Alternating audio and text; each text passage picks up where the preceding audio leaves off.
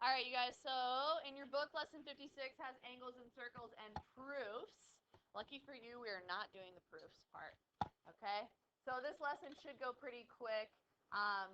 First of all, quick review, this is called a central angle. We haven't really had one of these in the book in a while, but that's called a central angle. And so therefore, if this is 70 degrees, what is the arc measure? 70 degrees. They're the same, right? And that is cent A, central angle. And then we have what's called a major arc and a minor arc. So this right here is one of those. And the other one, if we go the other direction, is the other one. Which one do you guys think is the major arc? The bigger one, yes, the red one. So we've got the major arc. And then over here, the blue one is the minor arc. So when you're talking about arcs, just a little info for you. And definitions, really I just want a picture and what it is. There's 3 types of lines that you guys want to learn. So does anybody know the name when the line cuts all the way through the circle like this? The name of this line.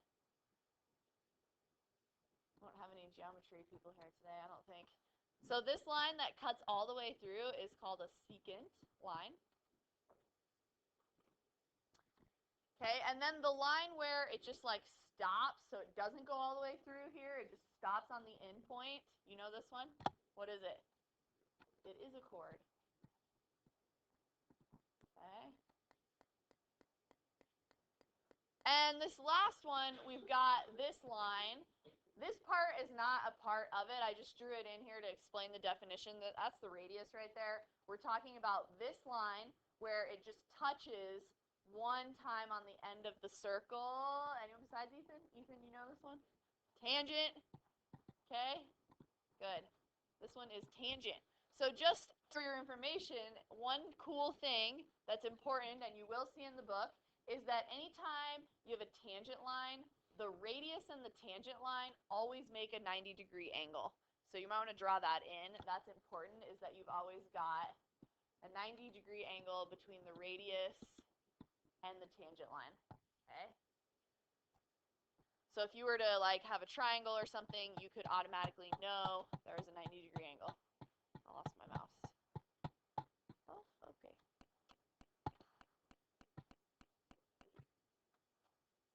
Write this down.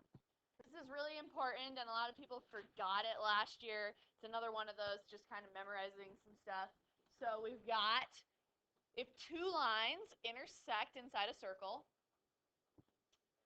the measures of the angles formed equal 1/2 the sum of the measures of the intercepted arcs. So I'm going to pause this. All right, so the intercepted arcs are this one and this one.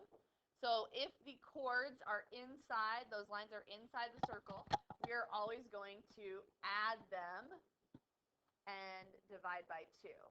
So 1/2 of the sum of the intercepted arcs.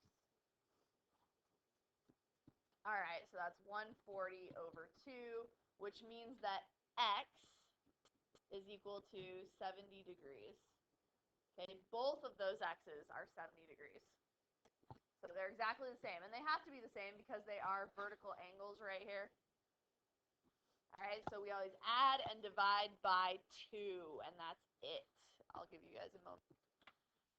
Okay, so if we've got secant lines, these come outside of the circle. Yeah, Ian? No reasons on these. Yep. I couldn't come up with anything good, so no. All right, so we've got these 2 arcs. So we're intersecting the 2 arcs, but this time the lines go outside of the circle.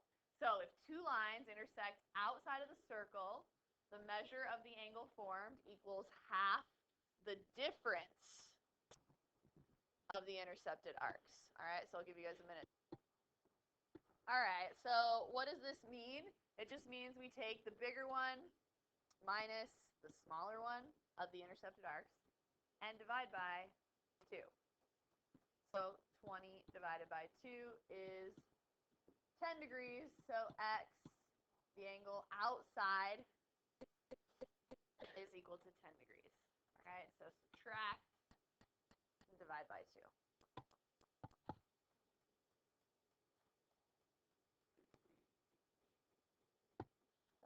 Okay, let's try some. All right, find the measure of the angles labeled x. So this time, they're outside of the circle. Do we add or subtract? Subtract. So 70 minus 20 divided by 2 gives me 50 divided by 2. So x is equal to 25 degrees.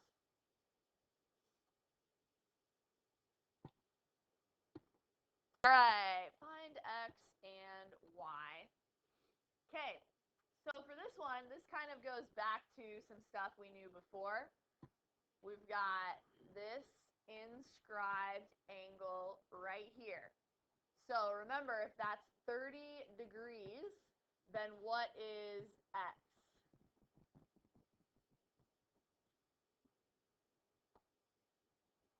60 degrees, all right, because of inscribed angle. So that's one we know.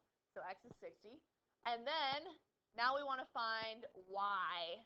So let me get another color here. We've got y right here intercepting the same arc. So because this is 60, what does y have to be? 30. Also by inscribed angle. Okay? So start to notice that if they're intercepting the same arc, then they're the same measure. That's it.